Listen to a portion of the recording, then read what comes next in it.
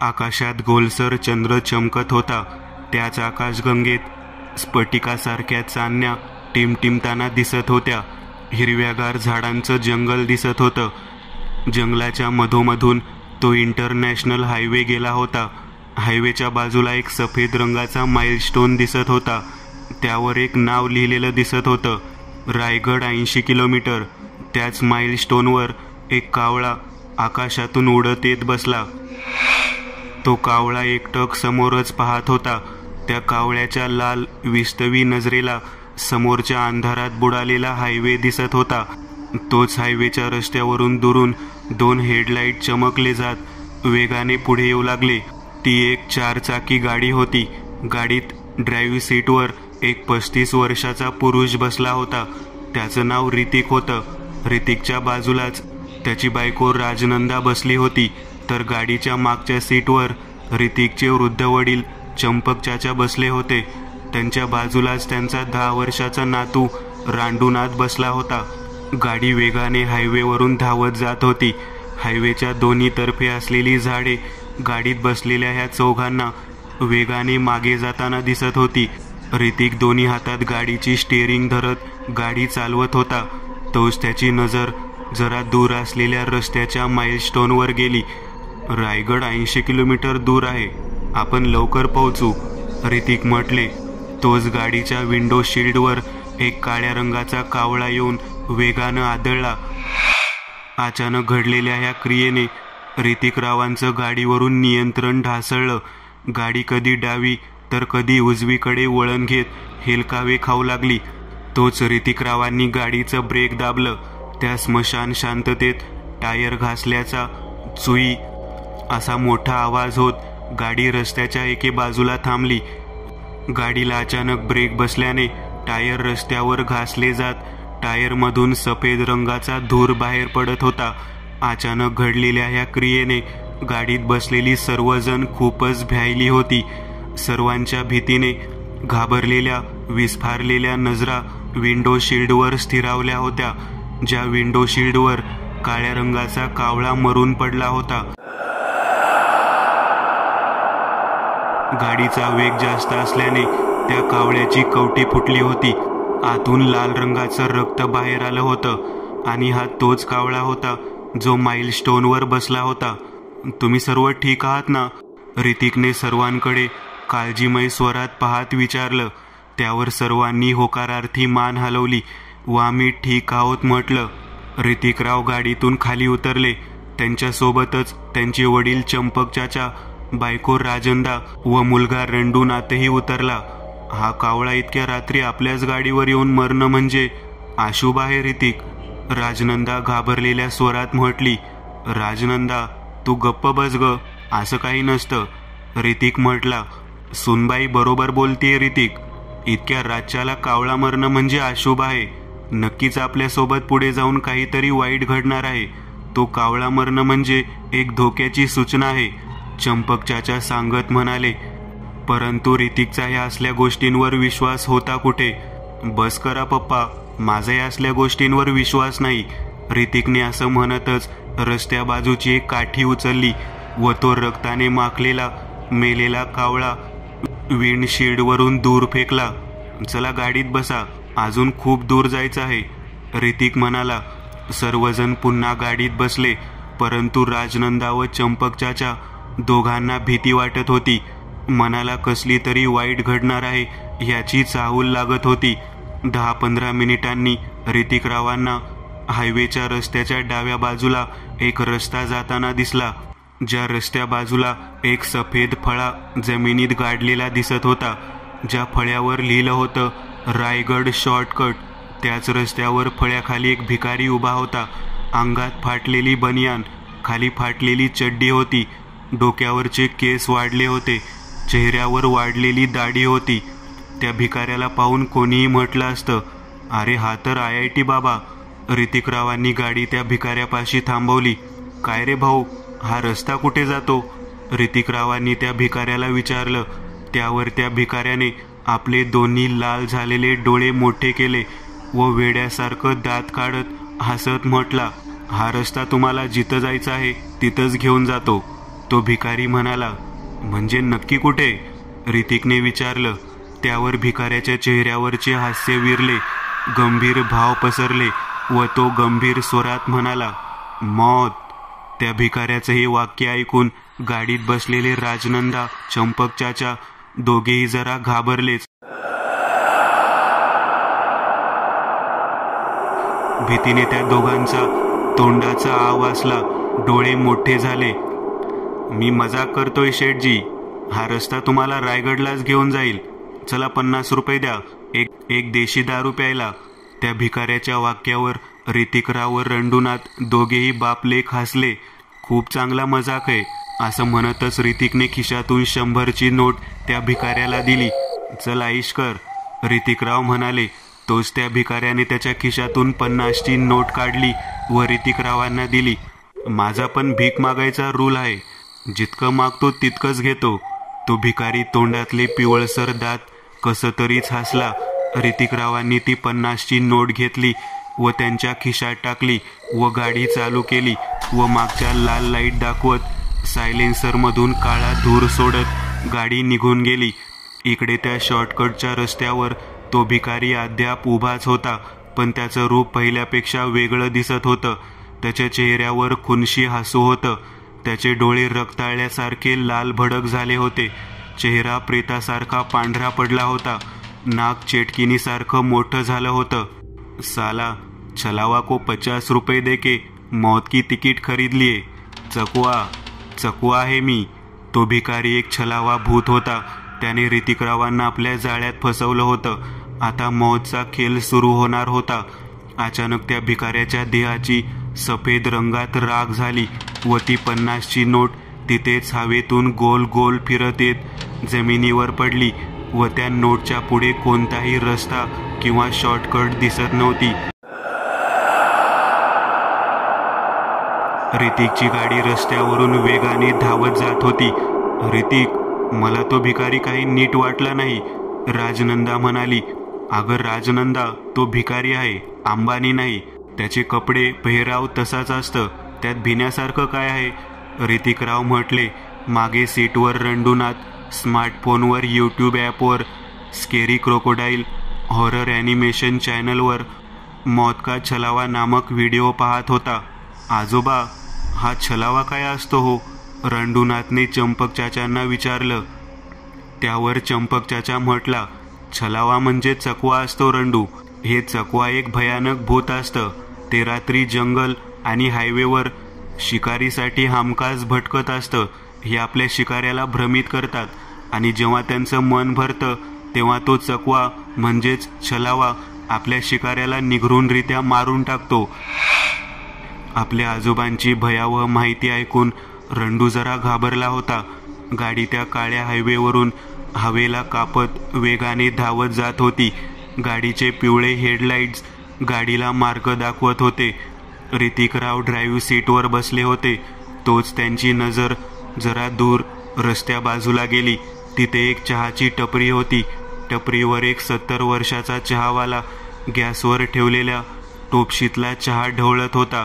टपरीखाली काळ्या अक्षरात टपरीचं नाव लिहिलं होतं, डॉली चायवाला. एक बार पिओगे तो वापस नहीं आओगे. गाडी त्या चहाच्या स्टॉल जवळून वेगाने पुढे निघून गेली. जरा वेळाने पुन्हा एकदा ऋतिकरावांना एक चहाची टपरी दिसली. टपरीवर एक मध्यम 45 वयाचा चहावाला गॅसवर ठेवलेल्या टोपशीतला चहा ढवळत होता. टपरीखाली काळ्या अक्षरात टपरीचं नाव लिहिलं होतं, डॉली चायवाला. एक बार पिओगे तो वापस नहीं आओगे. ऋतिकरावांनी पुन्हा एकदा चहाच्या टपरीकडे दुर्लक्ष केलं व गाडी वेगानं त्या टपरीजवळून पुढे निघून गेली. अशातच पुन्हा एकदा 10 मिनिटांनी ऋतिकरावांनी पुन्हा एकदा तीच टपरी दिसली. पण त्या टपरीवर आता एक 20 वर्षीय गोरीपान रशियन तरुणी चहा ढवळत होती आणि टपरीखाली नाव होतं, रशियन चायवाली की स्पेशल चाय. हे भगवान, रशियन चाय, पर ये 6000 की चाय कौन पिएगा भाई? ऋतिकराव स्वतःशीच म्हटले आणि गाडी त्या चहाच्या टपरीजवळून वेगाने पुढे निघून गेली. पप्पा, मुझे बहुत भूक लगी है. पाठीमागून रंडूनाचा भुकेने व्याकुळ झालेला आवाज आला. हा ऋतिक, मुझे भी भूक लगी है, राजनंदा म्हटली. या दोघांच्या वाक्यावर ऋतिकने पुढे कोणता धाबा किंवा हॉटेल मिळतं का ते पाहायला सुरुवात केली. 5-10 मिनिटे होऊन गेली होती. रस्ता अगदी सामसूम होता. ऋतिक यांच्या गाडी व्यतिरिक्त तिथे कोणीही नव्हतं. तोच ऋतिक यांना रस्त्या बाजूला एक धाबा दिसला. धाब्याचं नाव होतं जिओ धाबा, खाओ जी भर के. धाब्याच्या बाहेर 5-6 खाट मांडली होती, ज्यावर माणसं जेवत बसली होती. ऋतिकने गाडी धाब्या बाजूला थांबवली व त्याची फॅमिली गाडीतून उतरली. धाब्यापाशी येऊन एका खाटेवर बसले. एक वेटर बॉय ऑर्डर घ्यायला आला. जी साहेब, काय पाहिजे? तो वेटर त्यांच्या खोल गेलेल्या थंडगार आवाजात म्हटला. ऋतिकरावांनी 4 पुरी भाज्या ऑर्डर दिल्या व ऑर्डर घेऊन वेटर निघून गेला. बेटा, मी जरा आलोच, चंपकच्या हाताचं एक बोट दाखवत म्हटले व खाटेवरून उठले. धाब्याच्या मागे असलेल्या वॉशरूममध्ये आले. वॉशरूम म्हणजे एक छोटीशी खोली होती. सफेद भिंती होत्या. एक वॉशरूमसाठी खोली होती. भिंतीवर एक बल्ब पिवळा पेटला होता. त्याखाली एक आरसा होता.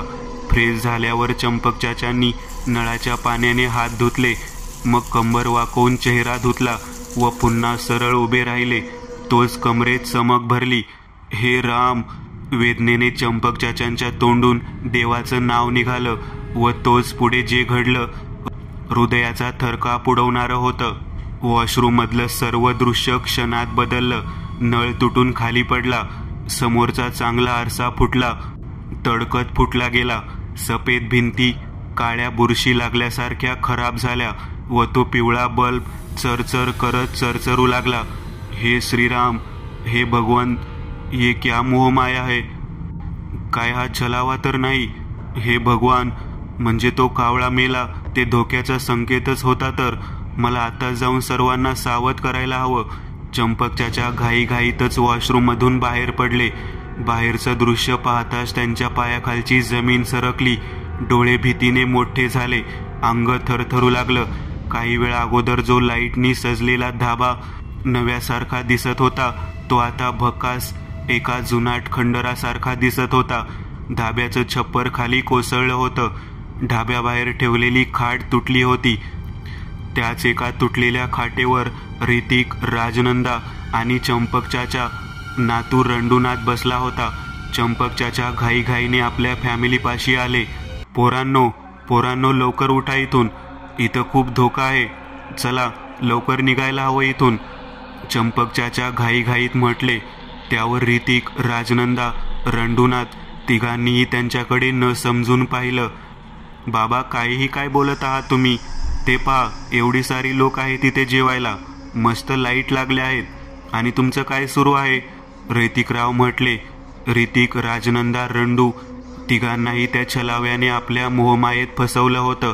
ह्या तिघांनाही तो धाबा नव्यासारखा दिसत होता.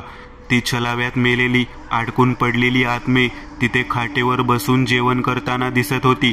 तर चंपकचाच्यांना ह्यातलं काहीच दिसत नव्हतं. त्यांना फक्त तो तुटलेला धाबा, ती खराब झालेली खाट दिसत होती. यह सब छलावा की माया है बच्चों. तुम सब लोग एक काम करो, श्रीराम जी का नाम लो, फिर वह छलावा का मायाजल टूट जाएगा और तुम सभी को असलियत दिख जाएगी. चंपकचाच्याच्या वाक्यावर सर्वांनी आपापले डोळे बंद केले व एकाच स्वरात भगवान श्रीराम यांचं नाव मुखात घेतलं. जय श्रीराम. हळूच एक एक करत सर्वांनी डोळे उघडले आणि जसे डोळे उघडले सर्वांची दातखिळी बसली जात डोळे चेंडू एवढे मोठे झाले. 2 सेकंदात आजूबाजूचं सर्व दृश्य बदलून गेलं होतं. धाबा न वापरातला अगदी जुनाट दिसत होता. त्या धाब्यावरची लाईट गायब झाली होती. धाब्यावर ठेवलेल्या खाटा तुटल्या होत्या. आजूबाजूला असलेली ती लोक अचानक गायब झाली होती. आता त्या धाब्यावर फक्त ही 4 लोकच उपस्थित होती. हे भगवान, हे तर भयानक आहे, ऋतिकराव आश्चर्यजनक स्वरात म्हटले. छोटा रंडू तर घाबरून त्याच्या आईच्या कुशीत घुसला. तोच दुरून धाब्यावरचा वेटर चालत चालत ह्या दोघांच्या दिशेने येऊ लागला. त्या वेटरच्या हातात एक ट्रे होता. त्यावर एक गोल थाळी होती. त्या वेटरच्या डोक्यावरचे केस आता पिवळे होते. डोळ्यात सफेद बुबळं, त्यात काळे ठिपके होते. तो प्रेतासारखा चालत या तिघांजवळ आला. त्याने तो ट्रे ह्या सर्वांसमोर ठेवला. लो खाओ, तो वेटर मोठ्याने ओरडत म्हणाला. राजनंदाने त्या ट्रेवरची गोल थाळी उचलली व जशी थाळी उचलली, समोरचं दृश्य पाहून तिचे डोळे खोबणीतून बाहेर आले व तोंडाचा आवासला जात ती मोठ्याने किंचाळली. त्या ट्रेच्या थाळीत एका स्त्रीचा कापलेलं मुंडकं होतं. मुंडक्यातून लाल रंगाचं रक्त बाहेर पडत होतं. बाजूलाच तिचे दोन्ही हात कापून ठेवले होते. रशियन डिश खालो. तो भयानक प्रेत गडगडाटी हसू लागला व जागेवरच गायब झाला. ते दृश्य पाहताच सर्वांचे चेहरे भयाने पांढरे पडले. राजनंदा, पापा, चलो जल्दी निकलो यहाँ से. सगळेजण गाडीच्याच दिशेने धावले. गाडीत बसले. ऋतिकरावांनी गाडी सुरू केली. 2 गिअर शिफ्ट करत गाडी हायवेला लावली. घडलेल्या प्रसंगाने छातीतले ठोके धडधड करत वाजत होते. गाडी रस्त्यावरून तुफानपेक्षा जास्त वेगाने धावत होती. तोच या चौघांना रस्त्याच्या जरा बाजूला तो भिकाऱ्याचा छलावा दिसला. त्याचा चेहरा काळा निळा पडला होता. डोळ्यातली लाल बुबळे ह्या चौघांना पाहत होती. अरे रुको रे, मुझे ले जाओ रे, मुझे भी बिठाओ अंदर, असं म्हणतच तो छलावाचं भूत ह्या चौघांच्या गाडीमागे धावू लागलं. ऋतिक, गाडी पळव, ऋतिक तो मागून येतोय. राजनंदा गाडीच्या साईड मिररमधून मागे पाहत म्हटली. गाडी रस्त्यावरून धावतच होती, परंतु बाहेर पडायचं रस्ता मुळीच भेटत नव्हता. गाडीच्या मागे तो छलावा धावतच होता. हसत खिदळत हातवारे करत पळत येत होता. ऋतिक, आपण फसलोय ऋतिक. त्या छलाव्याने आपल्याला पकडून ठेवलं आहे. आता सुटका नाही. चंपक चाचा म्हटले. पण बाबा, काहीतरी उपाय असेल ना? राजनंदा पटकन म्हटली. त्यावर ऋतिक यांना आठवलं. काही वेळ अगोदर रंडू यूट्यूबवर छलावाचा ॲनिमेशन व्हिडिओ पाहत होता. ओय रंडू बेटा, वो छलावा की वीडियो देख, स्केरी क्रोकोडाइल की, शायद उसी में कुछ उपाय होगा, ऋतिक म्हटले. रंडूने यूट्यूबवर सेव्ह केलेली ती व्हिडिओ पुन्हा पाहिली व म्हटला, छलावा आपल्या शिकाऱ्यांना फसवून त्यांना आपल्या कोणती तरी एक वस्तू देत असतो किंवा शिकारीच ती नकळत आपल्याकडे ठेवून घेत असतो. जर ती वस्तू तुम्ही जाळली तर छलावा तुमचा पिच्छा सोडतो. रंडूच्या वाक्यावर ऋतिकरावांना त्या भिकाऱ्याने दिलेली 50ची नोट आठवली. ऋतिकरावांनी पटकन खिशात हात घातला व ती 50ची नोट बाहेर काढली. बाजूच्या काचेतून बाहेर फेकली. तो छलावा मोठ्याने किंचाळला. जागेवरच त्याचं शरीर आगीने जळू लागलं व राख राख झालं. छलावा मरताच ऋतिकरावांना आपल्यापासून 50 मीटर अंतरावर पुन्हा तोच रस्ता दिसला जो हायवेवर घेऊन जात होता. ऋतिकरावांनी गाडी वेगानं त्या छलाव्याच्या रस्त्यातून बाहेर काढत हायवेवर आणली आणि गाडी हायवेवर थांबून एकसाथ चौघांनी मागे वळून पाहिलं तर त्यांना मागे कोणताही रस्ता दिसला नाही. मागे फक्त जंगलातली झाडे झुडपे दिसत होती. दुसरी कथा, पिशाच्याची सुटका. रात्रीची वेळ. राजगडच्या काळजळ नदीच्या पाण्यातून एक गोल वाटीसारख्या आकाराची बोट हळुवारपणे पुढे पुढे येत होती. बोटामध्ये ठेवलेल्या तांबड्या रंगाच्या कंदिलाने त्या बोटामध्ये वयाने 45च्या आसपास असलेला वैगू नामक पुरुष असलेला दिसून येत होता. वैगू हा राजगडचा रहिवासी असून कुंभार होता. रोज आपल्या बोटीने घरी बनवलेले मातीचे मडके दुसऱ्या गावात विकायला घेऊन जायचा. आजही तो असाच मडके विकायला घेऊन गेला होता आणि आज सर्व मडके विकले गेले होते आणि सर्व मडके विकले गेल्याने पैसे जास्त मिळालेले, परंतु घरी परतायला वेळ खूपच झाला होता. वैगू आपल्या हाताने एका जाडजूड मध्यम विशिष्ट प्रकारच्या आकाराने बनलेल्या लाकडाने बोटला दिशा दाखवत पुढे पुढे नेत होता. वर आकाशात काळ्या कुट्ट ढगांनी अफाट थैमान घातलं होतं. जणू ते ढग फाटतील आणि जोरदार पाऊस सुरू होईल. आणि तसंच झालं. एक टिपूकसा थेंब वर आकाशातून वेगानं खाली आला. थेट वयूगच्या चेहऱ्यावर बसला. वयूगने तो थेंब हातावाटे पुसून हलकेच वर पाहिलं नि तेवढ्यात रप रप करत पाण्याचा मारा सुरू झाला. टप टप आवाज करत पाण्याच्या रॉकेटच्या मिसाईल सारखे पाण्याचे थेंब नदीत पडू लागले. ज्या कारणाने त्या गोल बोटीत पाणी शिरून ती बुडण्याची शक्यता जाणवू लागली. जवळ असलेले पैसेही पाण्यात बुडून जाण्याची भीती वैगूला वाटू लागली. आजूबाजूला नजर फिरवत तो कुठे काही आडोशाची जागा दिसते का ते पाहू लागला. त्याच्या शोधक नजरेस दूर झाडाझुडपांमधून एक पेटलेली मशाल दिसली. त्या मशालीला पाहूनच वैगूने बोट तिकडे वळवली. वर आकाशातून वेगाने मिसाईल सारखे पाण्यात थेंब आदळत होते. जोराच्या लख्ख प्रकाश फेकणाऱ्या विजा चमकत होत्या. वैगू बोटमधून खाली उतरला व बोट हातावाटे ओढून एका झाडाजवळ ठेवली आणि त्या मशालीचा उजेड ज्या दिशेला दिसला होता त्या दिशेने निघाला. 5-6 मिनिट चालून शेवटी वैगू तिथे पोहोचला. तसे त्याला आपल्या नजरेसमोर एक भगदाड पडलेली गुहा दिसली. गुहेत मशाल जळत आहे याचा अर्थ आत कोणी हिंसक प्राणी तर मुळीच राहत नसेल. तसेही वाघ काही आग पेटवणार होता किंवा सिंह आग पेटवणार होता. वैगूच्या मनात विचार आला. मागचा पुढचा विचारही न करता तो थेट त्या गुहेत शिरला. त्याच क्षणी आकाशातून एक गुलाबी रंगाची वीज वाकडे तिकडे आकार घेत थेट त्या गुहेपासून 40 मीटर अंतरावर कोसळली. कडकड आवाज करत लख्ख प्रकाश जोत दिसला जात एक झाड क्षणार्धात जमीनदोस्त झाला. अचानक घडलेल्या या घटनेने वैगूचा तोल जाऊन तो खाली पडला. खाली पडताच त्याचं कपाळ एका दगडावर आपटलं आणि क्षणार्धात कपाळातून एक छोटीशी रक्ताची चिळकांडी उडाली. ज्या रक्ताचा वास हवेमार्फत त्या पायऱ्यावरून मग मशालीच्या उजेडातून थेट त्या कबरीजवळ पोहोचला. तसे त्या कबरीयातून नागपुड्यांवाटे एक मोठा श्वास घेतल्यासारखा आवाज बाहेर आला. काळजळ नदीच्या दुसऱ्या बाजूला असलेल्या त्या झाडाझुडपांनी वेढलेल्या गुहेयात वैगू कपाळाला हात लावून विवळतच खाली जमिनीचा आधार घेऊन उभा राहिला. त्याच्या कपाळाला थोडासा मार लागला होता, परंतु त्या थोड्याशा मारानेही कपाळातून रक्त ओघळत होतं. आई आई, वैगूने कपाळाला हात लावतच एक वेळ मागे वळून पाहिलं जिथे वीज पडली होती आणि तो झाडही कोसळला होता.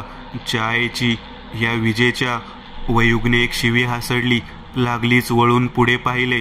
समोर काजळी फासल्यासारखा आसूर राक्षसासारखा चहूदिशेचा अंधार उभा होता. वैगूने एक वेळ त्या अंधारात पाहिलं. बाजूला भिंतीवर मशाल जळत होती, परंतु अंधकाराची सीमा इतकी गडद शक्तिशाली होती की तो तांबडा प्रकाश त्या अंधारी सीमेला भेदू शकत नव्हता. वैगूने पुन्हा एक वेळ हळूच त्या अंधारात पाहिलं. मग पुन्हा बाजूला जळत असलेल्या त्या मशालीकडे पाहून तिला भिंतीवरून आपल्या हातात काढून घेतली. मशाल हातात घेऊन त्याने हळूच अंधारात नीट दिसावं याकरिता ती मशाल चेहऱ्यापासून थोडी जवळ आणली. तसा त्या मशालीच्या तांबड्या प्रकाशाने वैगूचा चेहरा उजळून निघाला. गुहेच्या द्वाराबाहेर एकावर एक कांठाळ्या बसणाऱ्या विजा चमकल्या जात होत्या. जणू त्या वैगूला पुढील धोक्यापासून सावध करत होत्या की नको जाऊ साथ. आतमध्ये तो सैतान आपल्या गाढ निद्रेत निजला आहे. त्याला निजलेलंच असू दे, अन्यथा त्याला उठवलंस तर तो तुझं रक्तनी रक्त लुचून टाकेल. रक्ताचा एकनी एक घोट हावरटासारखा पिऊन टाकेल. मशाल हाती घेऊन त्या मशालीच्या खाली पडलेल्या तांबड्या प्रकाशात पाहत पाहत वैगू गुहेआत निघाला. परंतु कशासाठी? त्या गुहेत आपण का चाललो आहोत? त्या गुहेत आपण कशासाठी आलो आहोत? नक्की आपल्याला काय पाहायचंय? आपण काय करतोय? हे सर्व विचार वैगूच्या डोक्यात येत नव्हते. एका बधीर संमोहित झालेल्या मानवासारखा तो गुहेआत सावजासारखा शिरतच चालत होता. त्याच्या नशिबात नियतीने आज काय लिहिलं होतं यापासून तो पूर्णतः अजाण होता.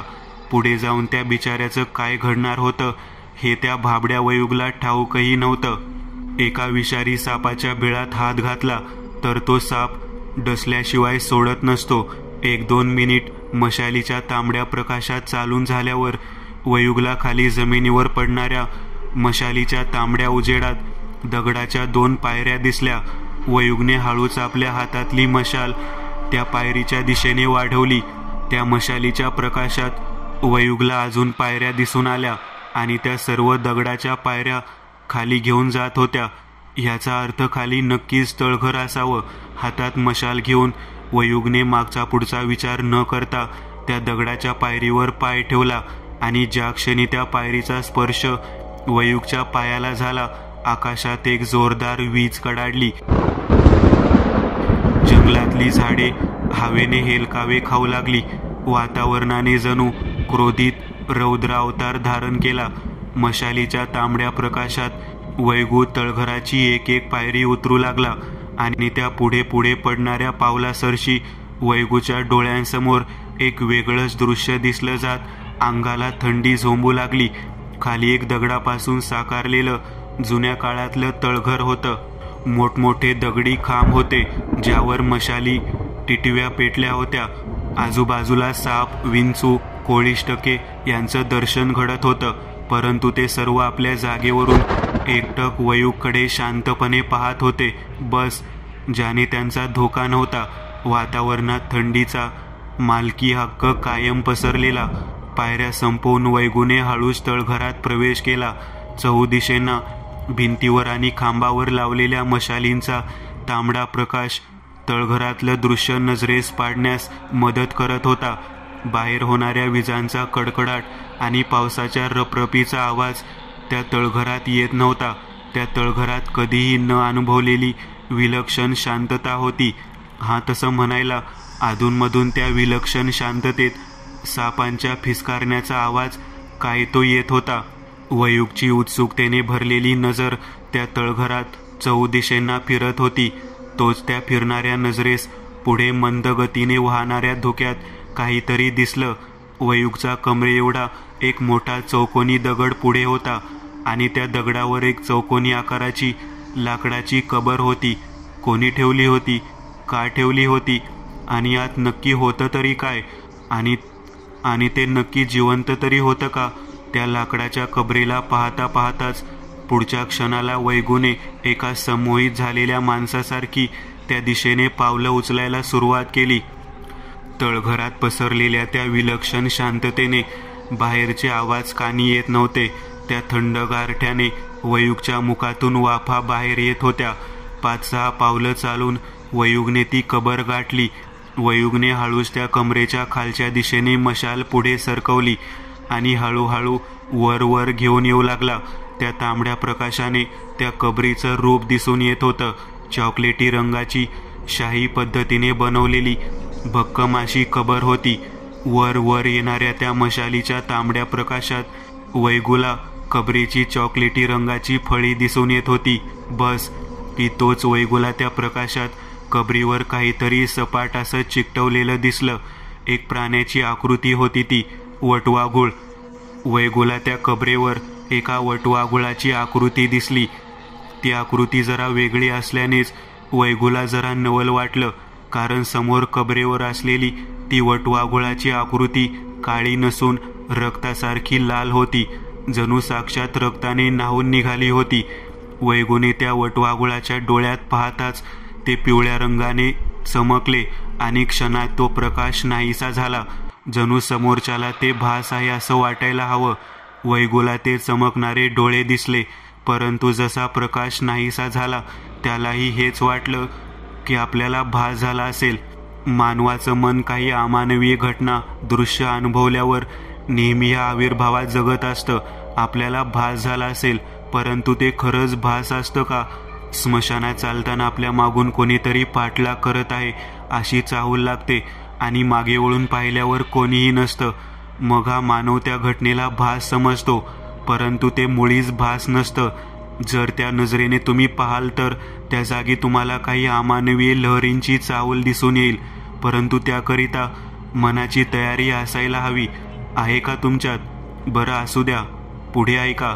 त्या लाल रंगाच्या विचित्र वटवाघुळाच्या आकृतीला पाहतच वैगूने उत्सुकतेने त्या दिशेने हात वाढवायला सुरुवात केली की तेवढ्यातच मागून एक हवेचा झोत आला आणि 1-2 मशाली झपाझप विझल्या. मशाली विझताच त्यांचा विशिष्ट पद्धतीने झप असा आवाज झाला, जो की त्या शांततेत घुमला गेला. निमग वैगूच्या कानावर पडला. तसं त्याने वेगाने गरकन मागे वळून पाहिलं. भिंतीवरच्या मशाली विझताच त्यातून निघणारा तो पांढरट धूर हवेत विरताना वैगूला दिसला. त्या आवाजाने वैगूच्या छातीत कसं धस झालेलं, श्वास फुलले गेलेले, एक भय औंढा गिळून वैगोने भिरभिरती नजर त्या तळघरात भिरकवली. त्याच क्षणी त्याच्या मनात काही प्रश्न उमटले. हा तळघर नक्की असेल कोणाचा? कोण राहत असेल इथे? आणि तेही अशा भयंकर गारठ्यात? हे असल्या भयावह विचित्र जागेत त्या भयकारिक विचारांनी वैगूच्या कपाळावरून एक घामाचा ओघळता द्रवबिंदू हलकेच खाली खाली येऊ लागला, जो की वैगूने हळूच आपल्या हाताने पुसला. तो द्रवबिंदू हाताने पुसता क्षणी त्या जखमेतून वाहिलेलं काळपट रक्त थोडंसं वैगूच्या हाताला लागलं होतं, जे की घामावाटे पुन्हा पातळ झालं होतं आणि हाताला लागलं होतं. व तोच वैगू पुन्हा त्या लाल रंगाच्या वटवाघुळाच्या मूर्तीच्या दिशेने घेऊन निघाला आणि पुढच्या क्षणाला वैगूचा हात त्या मूर्तीला लागला. अगदी मुलायम, जणू खरी असल्यासारखी ती मूर्ती वैगूला भासली. वैगूच्या हाताच्या स्पर्शाने त्या मूर्तीने वैगूच्या हाताला लागलेलं रक्त लागलीच शोषून घेतलं. ह्याचा थांगपत्ता सुद्धा वैगूला लागला नव्हता. वैगूच्या मागे तळघरातल्या भिंतीवर आणि खांबावर पेटलेल्या मशाली कोणी अदृश्य शक्तीने फुंकर माराव्या तशा विझल्या जात होत्या. कोणीतरी येत आहे, ज्याला प्रकाश अनिवार्य होत त्याचा दरारा इतका होता की त्याच्या आगमनाने साक्षात प्रकाशही विझला जात माघार घेत होता. बाहेर आकाशात विजेंचा हल्ला कल्लोळ माजलेला. निसर्गाच्या नियमांना तोडून काहीतरी येत होतं. वैगूने तळघरात चौदिशेंना नजर फिरवली. एका पाठोपाठ फुंकर माराव्या तशा मशाली विझत होत्या. ना कसला वारा येत होता, तरीही त्या मशाली विझल्या जात होत्या. वैगूच्या मनाला कसली तरी अघटिताची चाहूल लागली. काहीतरी अपशकुनी विपरीत घडणार आहे असे राहून राहून मनात विचार येऊ लागले की तोच त्याच क्षणी निसर्गाच्या नियमांची पायमल्ली करून अमानवीय शक्तीने आपलं रूप बाहेर काढायला सुरुवात केली. वैगूच्या पुढ्यात असलेल्या कबरीचं झाकण आपोआप करकर आवाज करत उघडायला सुरुवात झाली. तो आवाज त्या शांततेत बेसूरपणे वाजला गेला. ज्या प्रकारे एका शवघरातून एका प्रेताची पेटी बाहेर काढताच त्या पेटीतून थंड, पुचकट, घाणेरड्या वासाची सफेद वाफ बाहेर निघते, त्याच प्रकारे त्या उघडल्या जाणाऱ्या झाकणासरशी कबरीतून सफेद वाफा बाहेर येऊ लागल्या. आणि त्या वाफांसरशी तो घाण, असहनीय वास. काही वेळ ती वाफ बाहेर येत राहिली आणि नाहीशी झाली. तसा तो वासही निघून गेला. शी, काय आहे आत? किती घाण वास येतोय. वैगूने नाकावर हात ठेवला आणि ती मशाल हाताने कबरीच्या आत काय आहे हे पाहण्यासाठी पुढे सरसावली. मशालीच्या तांबड्या प्रकाशात वैगूला एक पांढऱ्या मेलेल्या प्रेताच्या त्वचेसारखा एक माणूस त्यात डोळे बंद करून पहुडलेला आहे हे दिसलं. त्याच्या चेहऱ्यावर एक मायावी तेज होतं. पूर्ण चेहऱ्यावर खड्डा किंवा धारधार पातळ भोया सोडून दाढीसारखा केसही उगवलं नव्हतं. त्याचे ते ओठ रक्तासारखे लाल होते, जणू ओठात रक्त भिरभिरत होतं. डोक्यावरचे वाढलेले काळे केस मागे चोपून बसवले होते. त्या माणसाची उंची साधारण माणसापेक्षा जरा मोठीच होती. त्याच्या अंगात एक चकचकीत काळोखाच्या काजळीने नटलेला कोट घातलेला होता आणि त्या कोटला लागूनच एक ताठ कॉलर दिसून येत होती, रक्तासारखी लाल. पाठीमागे अंगाखाली एक लाल रंगाची शाल अंथरलेला. त्याच्या काळ्या कोटात एक चकचकीत प्रेताला झाकणाऱ्या कपड्यासारखं एक सफेद शर्ट आणि गळ्यात एक लाल दोरा बांधलेला, ज्यात एक सूर्याचं सोन्याचं लॉकेट होतं. इंग्रजांच्या परंपरेत माणूस मेल्यावर प्रेताचा हात कबरीत ठेवल्यावर गुणाकार रूपात छातीवर ठेवले जातात, तसे त्याचे हात गुणाकार आकारात छातीवर ठेवलेले होते. त्याच्या सर्व हातांची नख विषासारखी काळी निळी पडली जात वाढलेली होती. त्या नखांना जणू अशी काही धार होती की एका वारातच पुढील सावजाचं रामनाम झालं असतं. आणि खाली एक काळी चकचकीत पॅन्ट आणि पायात 2 काळे बूट असा त्याचा पेहराव होता. वैगूने ती हातातली मशाल त्या पांढऱ्या फट चेहऱ्याच्या इसमाच्या पूर्ण शरीरावरून फिरवून पुन्हा त्या इसमाच्या चेहऱ्याच्या दिशेने आणली व म्हणाला, अरे बापरे, जिता आहे का मेला ह्यो? वैगू ती पेटती मशाल त्या इसमाच्या चेहऱ्याच्या दिशेने ठेवतच म्हटला की तोच अचानक वैगूच्या चेहऱ्यावर कसला तरी प्रकाश झळकला, सोनेरी रंगाचा प्रकाश. वैगूने एक हात हळूच डोळ्यांवर ठेवून 2-3 सेकंदानंतर समोर पाहिलं. तसं वैगूला त्या मशालीच्या उजेडात त्या इसमाच्या गळ्यात असलेला लाल दोऱ्यात ओवाळलेला गोल सूर्याच्या आकृतीचा एक सोन्याचा लॉकेट दिसला. त्या सोन्याच्या लॉकेटला पाहताच वैगूचे डोळे हव्यासाने चमकले. लोभ, हव्यास, लालसेने मेंदूला गंज चढू लागली. 1-2 वेळा आजूबाजूला तिरकस नजरेने ओठांवरून जीभ फिरवून वैगूने पूर्ण तळघरात नजर फिरवली. वैगूच्या मते कबरीत पहुडलेला तो इसम मृत होता. याचा अर्थ त्या तळघरात मी एकटाच आहे अशी भावना त्याच्या चोर मनात जागृत होऊ लागली. तो लॉकेट विकून भरपूर पैकं मिळेल ह्या पापी भावनेने त्याने हळूच पुन्हा आजूबाजूला पाहिलं. कोणीही नाही ही खात्री होताच त्याने हात हळूच त्या लॉकेटच्या दिशेने वाढवले. तळघरात असलेले साप, विंचू, सर्व विषारी कीटक भीतीने आपापल्या बिळात घुसू लागली. बाहेर एका पाठोपाठ विजा चमकल्या जात ढग फाटले गेलेले, ज्यातून धो धो करत पाऊस बरसत होता. वैगूला काडीचीही कल्पना नव्हती की तो काय करायला निघाला आहे. पैशाच्या लोभाने आंधळा झालेला वैगू अशा एका सैतानाला त्याच्या हजारो वर्षाच्या गाढ निद्रेतून उठवायला निघालेला की तो उठताच रक्ताचा पाट वाहणार होता. वैगूच्या हाताचा स्पर्श ज्या सरशी त्या लॉकेटवर झाला त्याच क्षणी त्या इसमाचा दातांजवळचा जबडा थोडासा सुजल्यासारखा वर आला गेला. परंतु सोन्याच्या लोभाच्या हव्यासात बुडालेल्या वैगूच्या नजरेने ते दृश्य टिपलं नाही. लॉकेटला न कसली गाठ बांधली होती की काय जाने तो लाल दोरा आणि त्यात ओवाळलेला तो सोन्याचा सूर्याचा बिल्ला थेट त्या वैगूच्या हाती आला. त्या गोल आकाराच्या सोन्याच्या बिल्ल्याला हाती घेऊन तो गोल गोल फिरवत पुन्हा पुन्हा पाहू लागला. त्याच्या डोळ्यात पाहता हव्यास झळकत होती, तोंड लालसेने वासलेले, ज्यातून लाळ टपकत होती की तोच कबरेत झोपलेल्या त्या इसमाने आपल्या नाकपुड्या फुगवून जोरात एक श्वास घेतला. बंद पापण्या नाडून बुबळांची हालचाल केली. आवाजासरशीच वैगूने त्या इसमाकडे पाहिलं आणि त्याच क्षणी त्या इसमाने खाडकन वेगाने आपले दोन्ही डोळे उघडले. लेझर टॉर्चचे 2 ठिपके चमकावे तसे ते 2 डोळे चमकले नि त्या चमकणाऱ्या लाल रक्तरंजित डोळ्यात एक काळा टिपका दिसला. ते लाल चकचकीत डोळे पाहताच वैगूच्या हातून तो लॉकेट खाली पडला. खाली पडताच त्या लॉकेटचा आवाज झाला नि त्याच क्षणी त्या सैतानाने आपला जबडा वासला नि त्या जबड्यातून वरून 2 आणि खालून 2 असे एकूण मिळून 4 धारदार सुळ्यासारखे दात बाहेर आले व खाडकन त्या सैतानाने वैगूच्या दिशेने वळून पाहिलं. त्याचे ते लाल खुनशी डोळे आपल्यावर स्थिरावले हे पाहून वैगूचा श्वास घशात अडकला व अखंड भीतीच्या छायेने त्याची पळता भुई थोडी होत पावले मागे मागे जाणार की तोच त्या सैतानाने आपल्या बलाढ्य धारदार काळी निळी पडलेला हात वाढवून वैगूची मान पकडली नि अलगद त्याला कबरेच्या दिशेने खेचून घेतलं व गळ्याभोवतीच्या आजूबाजूच्या नाकपुड्या फुगवून वास घेऊ लागला. ताजं आहे रक्त, गरम गरम पातळ रक्त. एक घोगरा आवाज त्या सैतानाच्या सुळ्यासारखे दात बाहेर आलेल्या मुखातून निघाला.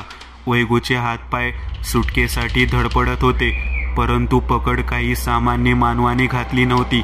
साक्षात सैतानाने नरडी पकडली होती, जी अशीच थोडी ना सुटणार होती जोपर्यंत रक्त लुचलं जाणार नव्हतं. ए सैतान, वाचवा मला, वाचवा. वैगूच्या मुखातून एका पाठोपाठ मोठमोठ्याने उच्चारलेले शब्द बाहेर पडले, परंतु दूरपर्यंत मानवाचा मागमूसही नव्हता. मदत मिळणार तरी कुठून? इकडे त्या सैतानाने पुन्हा आपला जबडा वासला तसे खालून वरून एकूण मिळून 4 धारदार सुळ्यासारखे दात पुन्हा बाहेर आले नि पुढच्या क्षणाला ते 4ही दात वैगूची त्वचा फाडून नरडीत घुसले. तसे वैगूच्या हातापायांची हालचाल जलद गतीने वाढू लागली व काही वेळाने ती थांबली. ती कायमचीच. रक्त संपताच त्या सैतानाने वैगूचं प्रेत अलगद कापसासारखं अंधारात भिरकावून दिलं. धप आवाज झाला.